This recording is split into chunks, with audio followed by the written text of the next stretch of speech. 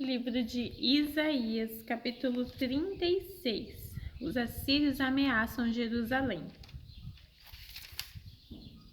No ano 14 do reinado de Ezequias de Judá, Senaqueribe, o rei da Assíria, atacou todas as cidades de Judá que eram protegidas por muralhas e as conquistou.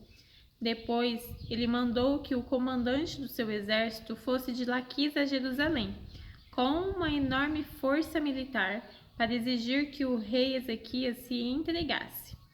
O comandante ocupou a estrada onde os tintureiros trabalham, perto do canal que traz água do açude de cima. 3 autoridades de Judá saíram para se encontrar com ele: o encarregado do palácio, Eliaquim, filho de Ilquias, o escrivão, Sebna, e o conselheiro do rei, Joá, filho de Asaf. O oficial assírio lhes disse: levem para Ezequias esta mensagem do grande rei, o rei da Assíria.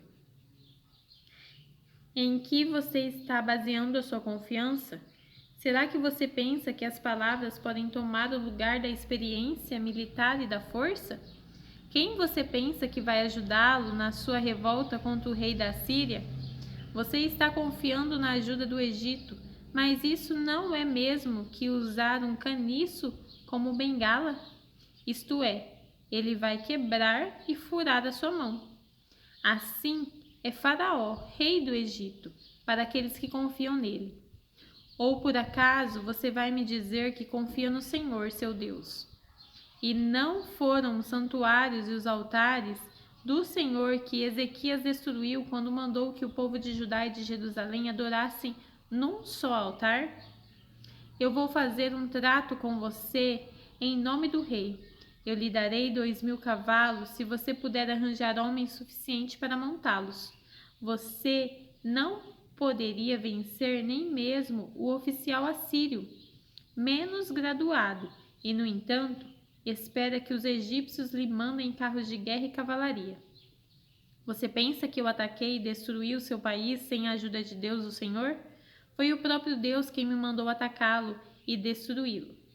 Então Eliaquim, Sebna e Joá disseram ao oficial: Senhor, fale em aramaico, por favor, pois nós entendemos. Não fale em hebraico, porque todas as pessoas que estão nas muralhas estão escutando.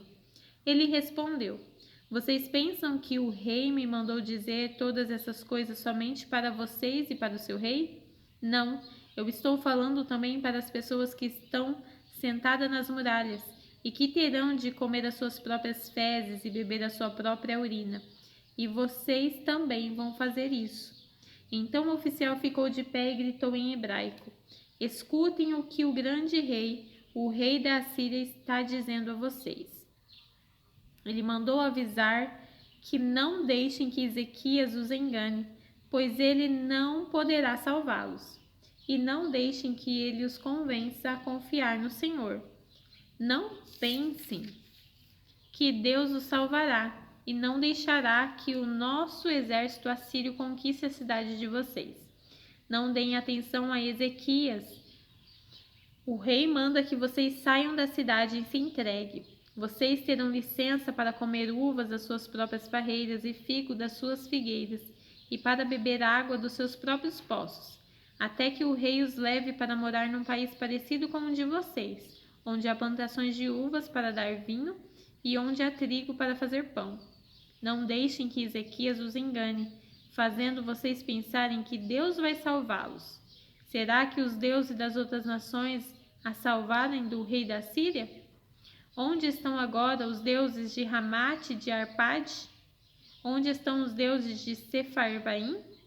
Será que eles salvaram Samaria do meu poder? Quando foi que os deuses de todos esses países o salvaram do seu rei? O que é então que faz vocês pensarem que o Senhor pode salvar Jerusalém do poder dele? Mas o povo ficou calado, como o rei Ezequias havia mandado. Eles não disseram nenhuma só palavra. Então Eliaquim, Lebna e Joá rasgaram as suas roupas em sinal de tristeza e foram contar ao rei aquilo que o oficial assírio tinha dito. O rei pede o conselho de Isaías. Capítulo 37. Assim que o rei Ezequias ouviu o que eles contaram, rasgou as suas roupas em sinal de tristeza, vestiu uma roupa feita de pano grosseiro e foi para o templo do Senhor. Ele mandou que Eliaquim, o encarregado do palácio, Sebna, o escrivão, e os sacerdotes mais idosos fossem falar com o profeta Isaías, filho de Amós. Eles também estavam vestindo roupas feitas de pano grosseiro. A mensagem que o rei mandou entregar a Isaías foi esta: hoje é um dia de sofrimento. Nós estamos sendo castigados, estamos envergonhados. Somos como uma mulher que está para dar à luz, mas não tem forças para isso. O rei da Assíria nos mandou o chefe do seu exército para insultar o Deus vivo. Que o Senhor nosso Deus ouça esses insultos e castigue quem os disse. Portanto, ore a Deus pelas pessoas do nosso povo que ainda estão vivas. Isaías recebeu a mensagem do rei Ezequias e mandou esta resposta: o Senhor Deus diz que o Senhor não deve deixar que os assírios insulte, dizendo que Deus não pode salvá-lo. Deus vai fazer o rei da Assíria ouvir uma notícia que os fará voltar para sua terra, a terra dele, e Deus vai fazer com que ele seja morto ali.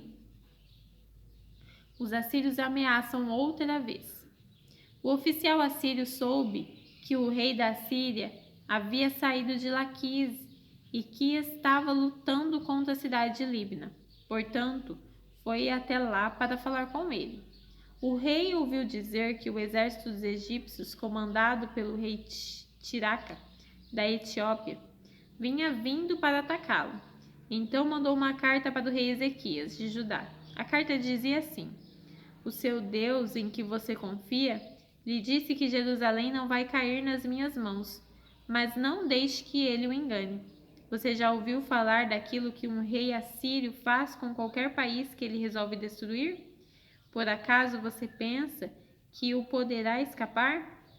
Os meus antepassados destruíram as cidades de Gozã, Arão e Rezefe, e mataram o povo de Éden, que morava em Telassar. E nenhum dos seus deuses os pôde salvar. Onde estão os reis das cidades de Ramate, de Arpade, de Sefarvaim, de Rena e de Iva? O rei Ezequias recebeu a carta das mãos dos mensageiros e a leu.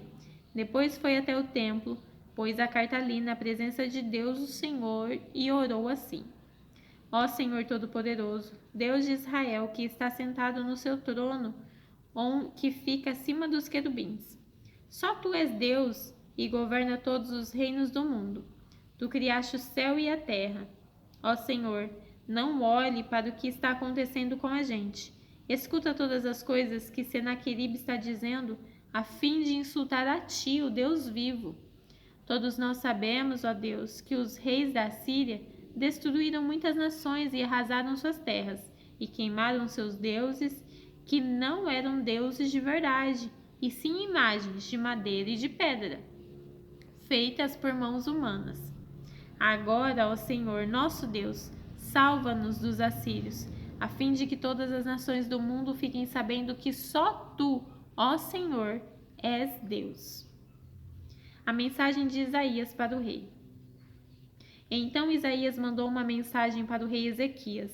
Nela ele dizia que, em resposta à oração do rei, o Senhor, o Deus de Israel, tinha dito o seguinte: a cidade de Jerusalém ri e caçoa de você, Senaqueribe.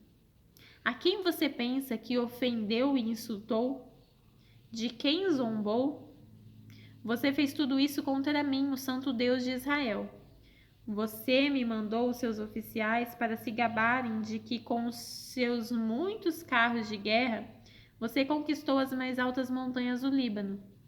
Você se gabou de ter cortado os mais altos cedros e os melhores ciprestes e de ter chegado até os lugares mais distantes das florestas.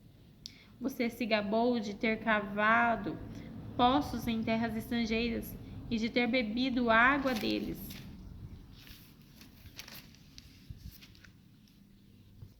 Gabou-se também de que os pés dos seus soldados fizeram secar o rio Nilo. Por acaso você não sabe que fui eu que planejei tudo isso há muito tempo e que agora fiz tudo acontecer? Eu dei a você o poder de fazer cidades cercadas de muralhas virarem montões de entulho. Por isso, seus moradores ficaram fracos e andaram cheios de medo e de vergonha.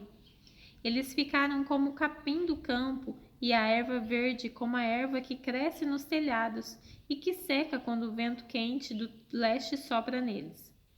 Mas eu conheço você muito bem. Sei o que você faz e aonde vai. Sei que você me odeia.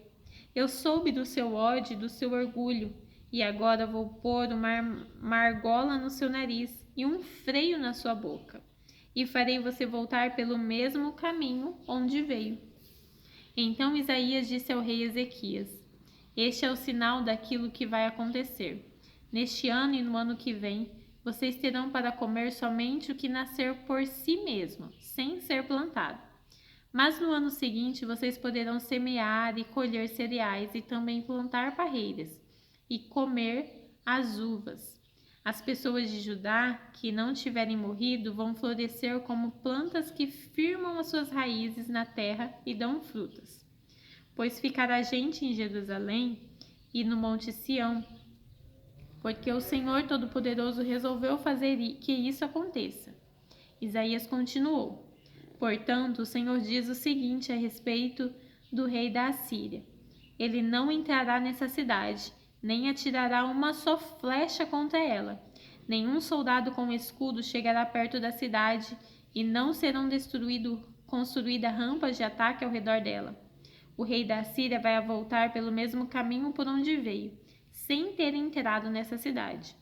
Eu defenderei e protegerei essa cidade por causa da minha honra e por causa da promessa que fiz ao meu servo Davi. Eu, o Senhor, falei. Então o anjo do Senhor foi até o acampamento dos assírios e matou 185.000 soldados. De manhã, os que sobraram viram os corpos dos mortos. Aí Senaqueribe, o rei da Assíria, se retirou, voltou para Nínive e ficou lá. Certo dia, quando ele estava adorando no templo do seu deus Nisroque, os seus filhos Adrameleque e Sarezer o mataram à espada e fugiram para a terra de Ararat. Outro filho seu, chamado Esar-Hadon, ficou no lugar dele como rei. O rei Ezequias é curado. Capítulo 38. Por esse tempo, o rei Ezequias ficou doente e quase morreu. O profeta Isaías, filho de Amós, foi visitá-lo e disse: O Senhor Deus diz assim: Ponha suas coisas em ordem, porque você não vai sarar. Apronte-se para morrer. Então Ezequias virou o rosto para a parede e orou assim: Ó Senhor, lembra que eu tenho te servido com fidelidade e com todo o coração, e sempre fiz aquilo que querias que eu fizesse. E chorou amargamente. Aí Deus mandou que Isaías voltasse a falar com Ezequias e lhe dissesse: Eu, o Senhor, o Deus do seu antepassado Davi, escutei a sua oração e vi as suas lágrimas. Vou deixar que você viva mais 15 anos. Livrarei você e essa cidade de Jerusalém, do rei da Assíria, e defenderei essa cidade. O Senhor Deus lhe dará um sinal para provar que vai cumprir a sua promessa.